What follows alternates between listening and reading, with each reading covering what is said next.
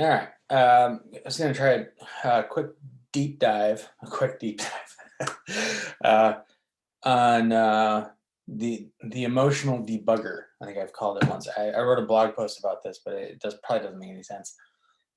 So going back to this idea that you have three phases of anything, three phases of your application, your car operates under this paradigm too. You give input, something happens, and there's an outcome. So you put your foot on the gas, that's your input. Gas goes into the engine, the outcome is, you drive faster or same with the brakes, right? So software, like you go to facebook.com, that's the input.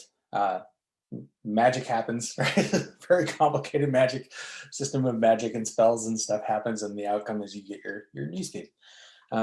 So let's take a look at how that works with emotions.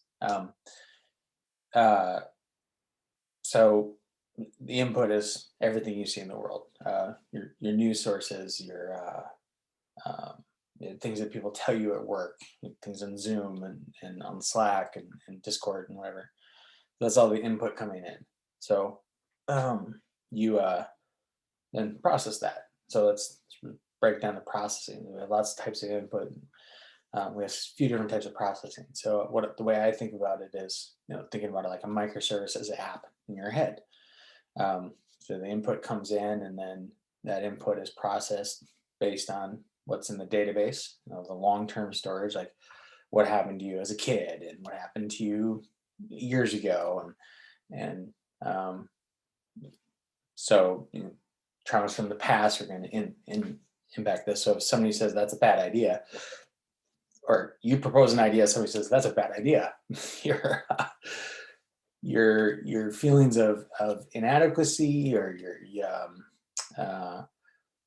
imposter syndrome, whatever, that's all stuff that's kind of churned up from the long-term storage of the database, right? Where all of the rows are stored. And then you have faster access, like what happened today. It's like your Redis cache or something like that, more immediate stuff. What you had for breakfast today, what your wife said to you today, or your spouse or whatever. Those can impact how you process this information as well. So changing database records in the database is usually pretty hard. I'm not getting into you just run a SQL query and update a ton of rows and stuff like that, but emotionally it's a lot harder. It's a lot harder to change traumas, or it usually needs special software called psychedelics. Help with that. So plugins, life's little plugins. And additions. So it's hard to change those things. Hard to change. That's like changing the direction of a ship. You gotta go slow and turn. Stuff that's in your cache and Redis a little bit easier to turn, or a little bit easier to change, because it happened to you today and it's not so impactful. It's not there. And so the outcome is like how that produces. So maybe you have a scowl on your face, or you perfectly calm, but you say something mean.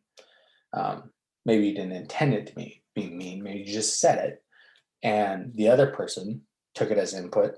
Their database, their business logic, their everything happens, and they end up taking it in a way that you didn't intend. And the thing about conversations and communication is, your communication is not what you intended. It's what you end up getting.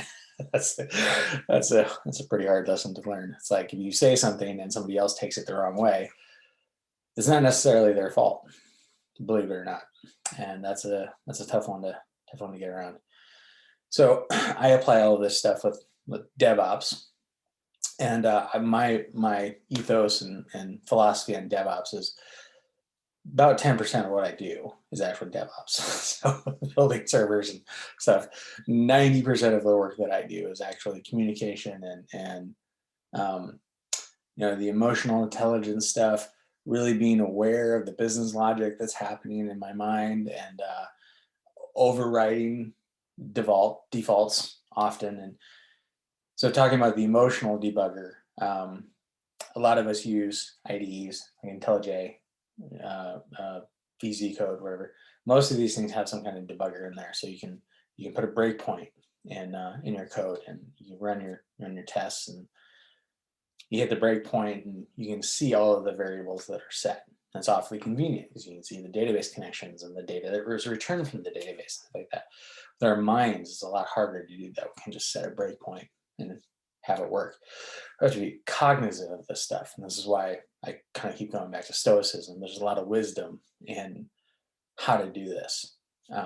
There's a lot of teachings in how to set these breakpoints in your head, and then look at the variables that are set, and then questioning why those variables are set a certain way.